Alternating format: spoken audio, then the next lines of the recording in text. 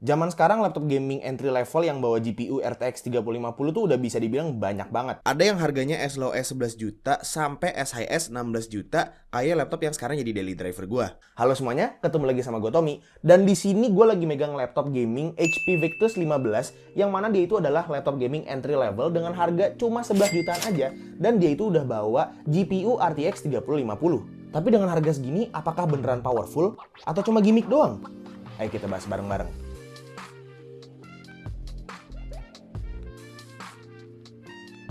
Oke, jadi ini adalah HP Victus 15 seri FB0009AX. Ini adalah laptop gaming HP dari seri entry level gaming mereka, yaitu Victus. Karena kalau yang high-end itu seri HP Omen. Untuk paket pembeliannya tuh bisa dibilang simple banget. Cuma bakal dapat laptopnya aja dan charger yang bisa dibilang tuh nggak terlalu gede sih power brick-nya untuk ngangkat hardware yang dia punya. Secara desain dia termasuk laptop gaming yang punya desain ala-ala minimalis, yang hampir kelihatan kayak bukan laptop gaming. Notice kalau misalnya gue di sini bilangnya itu hampir kayak bukan laptop gaming, karena di bagian layar itu masih ada kayak bolong gitu, dan ini masih menggambarkan ciri khasnya sebagai laptop gaming sih kalau gue bilang. Untuk bodinya juga cukup tipis, tapi yang gue notice di sini tuh bobot laptopnya masih agak berat. Beratnya tuh di sekitar 2 kiloan, jadi mungkin kalau dimasukin ke tas tuh nggak akan terlalu makan space, tapi tetap aja bakalan agak berat untuk dibawa-bawa.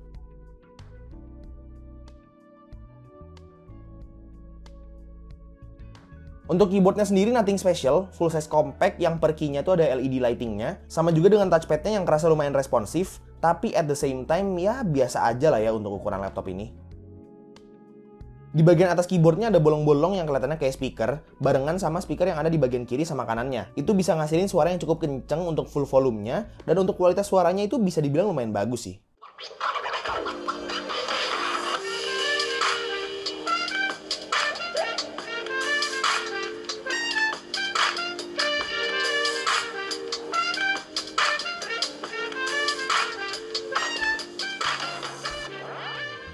Nah, untuk kelengkapan portnya itu sebenarnya gue agak kecewa, karena banyak banget yang dipangkas. Di bagian kanan ada satu port USB Type-A, port HDMI 2.1, satu port USB Type-C Super Speed, dan port LAN. Kalau di bagian kiri ada satu port USB Type-A Super Speed, port audio jack, SD card reader, dan yang pastinya port charger. Jujur kalau bukan karena SD card readernya, gue bisa bilang kalau kelengkapan port laptop ini tuh kurang banget. Cuman untungnya banget itu ada SD card reader, jadi masih agak terselamatkan dikit lah ya. Untuk layarnya sendiri dia itu 15,6 inci dengan resolusi Full HD, refresh rate-nya 144 Hz, dan panelnya IPS. Kedengarannya sih cukup bagus ya, tapi abis itu ternyata kalau dibaca-baca lagi, HP sendiri pun di website resminya klaim kalau color gamut NTSC-nya tuh di 45% doang.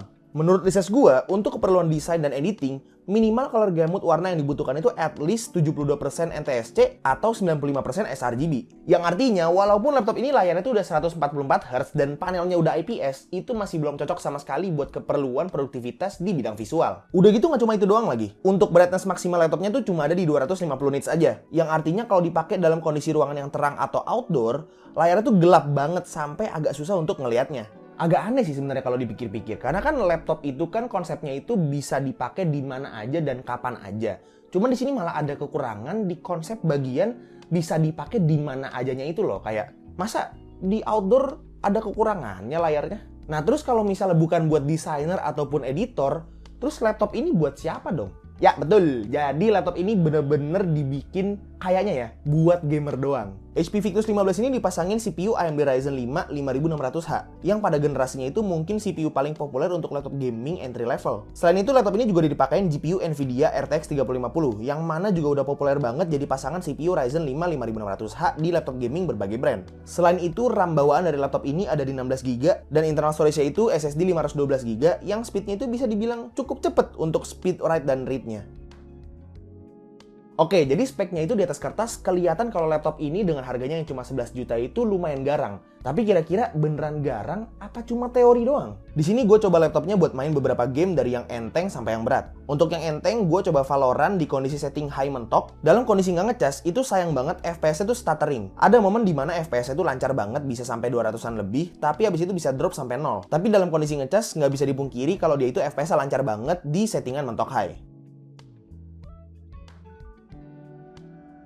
Naik dikit ke Apex Legends, di sini gue coba main sambil ngecas aja karena udah terlanjur kecewa sama performa tanpa ngecasnya di Valorant. Ini lancar di minimum 70 fps dan max-nya itu di 100-an fps. Dan ini dalam kondisi settingan high. Cukup impresif sih karena dengan layar yang 144Hz itu kerasa smooth untuk gameplaynya tanpa ada stuttering.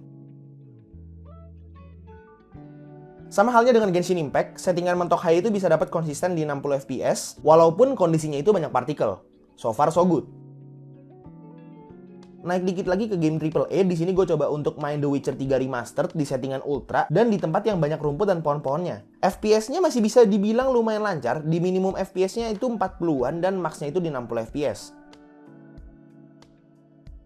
Tapi di sini karena dia itu GPU-nya pakai RTX, artinya settingan ray tracing-nya itu udah kebuka. Dan gue coba untuk pakai settingan ray tracing yang biasa itu mulai agak berat, karena cuma bisa dapat sekitar 20-an sampai 30-an FPS aja. Untungnya sih ya, nggak ada FPS drop sama sekali, jadi kalau nggak keberatan main di 30-an FPS aja, itu settingan ray tracing itu harusnya aman. Dan terakhir untuk game AAA lagi, di sini gue coba game Star Wars Battlefront 2, dan di settingan ultra cukup impresif juga, karena FPS-nya itu bisa stabil di minimum FPS 60-an dan max-nya itu di 90-an FPS. Jadi kesimpulan performa laptop ini dengan prosesor AMD Ryzen 5 5600H dan RTX 3050 itu cukup nyaman untuk dipakai buat main game sampai game AAA. Tapi saran dari gue itu adalah untuk nggak maksain main pakai settingan ray tracing untuk bisa dapat FPS yang konsisten 60-an lebih. Dan satu hal lagi yang bisa gue bilang bagus dari laptop ini adalah airflow-nya yang lancar. Jadi ketika dikasih tas berat kayak main game AAA, itu suhu laptopnya nggak panas sampai overheat. Jadi overall aman untuk dipakai buat main game. Oke, jadi gue emang bilang kalau laptop ini tuh kurang layak untuk dipakai buat editing ataupun desain. Tapi kalau untuk performa renderingnya gimana kira-kira? Di sini gue coba untuk render template BMW di Blender dengan gabungan kekuatan CPU dan GPU-nya dan bisa dapat waktu render di 52 detik aja. Jadi kesimpulannya laptop HP Victus 15 ini bisa dibilang performanya itu garang beneran dan gak cuma gimmick aja. Gak ada kerasa limitasi sama sekali dari performa GPU maupun CPU-nya. Tapi perlu dicatat kalau semua tes yang gue lakukan dengan laptop ini itu semuanya dalam kondisi laptopnya itu yang cukup baru. Jadi gue nggak ada sama sekali testimoni untuk tes performa kalau misalnya laptopnya ini udah berumur entah 3-4 tahun ke depan. Jadi itu dia sekilas demo dari performa HP Victus 15 ini yang udah pakai CPU AMD Ryzen 5 5600H dan juga GPU-nya RTX 3050. Paling yang bisa dibahas lagi itu tinggal webcam sama mic-nya. Kira-kira bagus apa enggak? Oke, jadi ini dia tes dari webcam dan juga mic yang built-in dari laptop HP Victus 15. Jadi ini gue kondisinya pakai lighting, di mana yang ini lighting yang gue pakai biasa buat syuting. Jadi bisa dilihat kalau kualitas videonya lumayan kalau misalnya pakai lighting. Cuman ini kameranya itu masih 720p dan kelihatan masih mediocre banget karena di sini tuh masih kelihatan banget kalau muka gue tuh masih ada kayak bintik-bintiknya gitu, masih grainy banget gitu, dan ini aja tuh udah dibantu lighting gitu. Jadi bisa dibilang kalau kualitas webcam tuh bener-bener mediocre banget. Cukup aja kalau misalnya mau dipakai buat online meeting gitu, tapi kalau misalnya buat keperluan kayak foto yang bagus atau video yang bagus, ya jangan berharap lebih lah gitu. Dan ini aja tuh masih pakai lighting. Dan sekarang gue mau kasih lihat kalian nih kalau misalnya nggak pakai lighting itu kayak gimana.